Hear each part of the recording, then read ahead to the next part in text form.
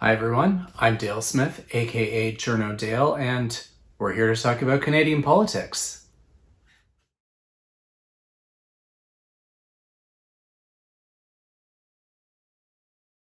So there's a lot of talk right now about Patrick Brown being disqualified from the Conservative leadership contest. And while we don't know a lot of the specifics, other than it allegedly involved a campaign volunteer who was really being paid by another company to do work for the campaign, which Patrick Brown's people are disputing. But what I think is more important to look at is the bigger picture and how these particular contests and how they're shaped are really starting to have a fundamentally corrosive effect on the way our democracy works. And that is really the notion that you incentivize the selling of memberships or collection of names for the federal Liberals, because they don't actually sell memberships anymore, in order to gather as many people as possible to vote for you as leader, and therefore essentially taking over the party and reshaping it in your own image. And this is really kind of antithetical to the way these parties are supposed to operate. And I think it's yet another reason why we're seeing splits within the Conservative Party, for example. And the fact that these parties are becoming increasingly leader-driven, the grassroots has virtually lost all of its power, but the fact that the party likes to pretend that there's a grassroots element because they buy these memberships in order to vote for the leader, that they try and insist that this is more democratic, that, that this selling of memberships is somehow a democratic process. It's not really. It's a faux democracy. It's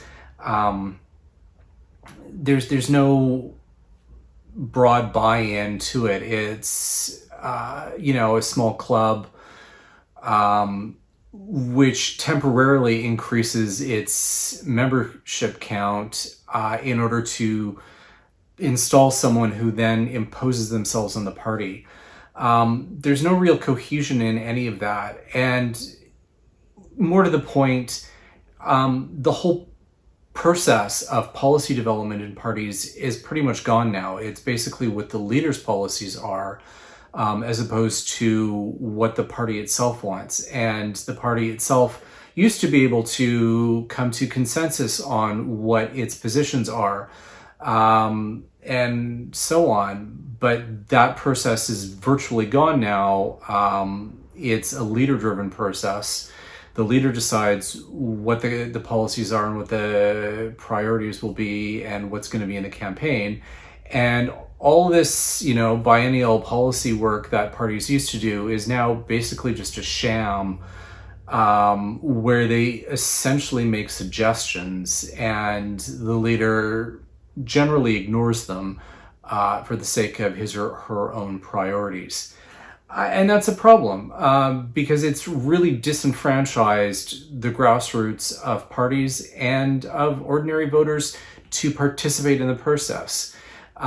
Simply buying a membership to vote for someone to lead a party based on their particular ideas is not really all that democratic, because there's no real bottom up to that process. The ordinary voters are no longer contributing to the ideas, to the energy, to the process. You are simply cogs in a machine of a singular person who is trying to reshape that party into a cult of personality around them.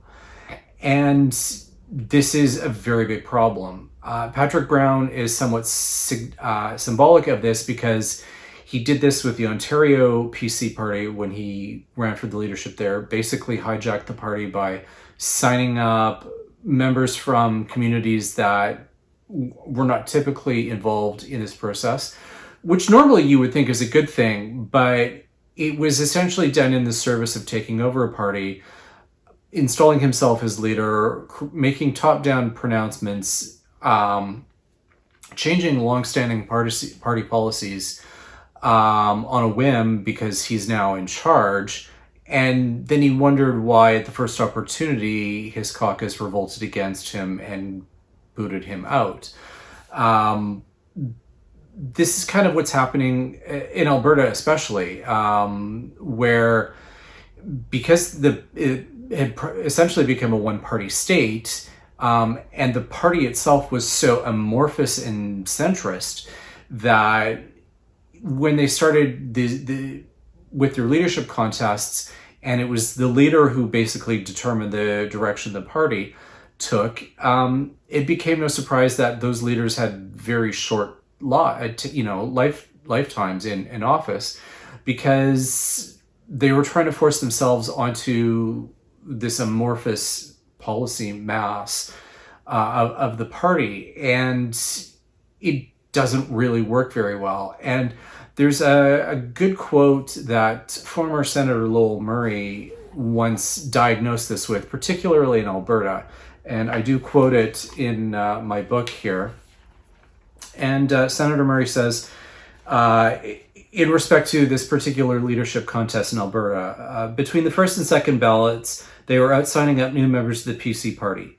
Where's the cohesion in that? Where's the commitment? If memberships of a political party at the constituency level is so fluid and so amorphous, how can the party play an essential role in acting as the interlocutor between the people of that constituency and the caucus and the government in Ottawa or Edmonton or Toronto or wherever? The short answer is that it can't. And then the constituency party is just a sitting duck. It's completely at the mercy of the well-financed permanent apparatchiks of the nation or the provincial capital. And this is what we're seeing play out time and time again now, but nobody wants to stop and look at the reason why this is happening. These contests are corrosive to the parties, and they're corrosive to the concept of parliamentary democracy. But we've convinced ourselves that they're democratic, and they're not. And then the parties keep saying, well, this is important for party renewal. But how do you renew a party if it's based on a rented membership, which is nebulous, and most of them will disappear when their memberships lapse in a year or two, and they don't stick with the party, they don't contribute to the process, they don't volunteer, they don't feed in ideas to the policy process, which has become a sham because of this. That's not renewing a party. That is now a fundraising drive because the party takes a cut of what the leadership candidates bring in. And it's about filling databases because there's this belief that the party with the best database wins the election. And, we see hints of this. The Liberals very cynically in the last couple of elections have used their voter database to narrowly target certain ridings to drive their vote efficiency. But that's extremely cynical, and it's not sustainable, and it's undermining the broad sense of how politics is supposed to work.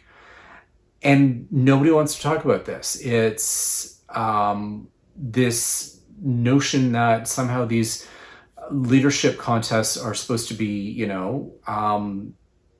like I said, to either renew the party, which it's not, because you're not only not renewing the party with a rented membership base, but you're simply installing a new head to form a personality cult around them.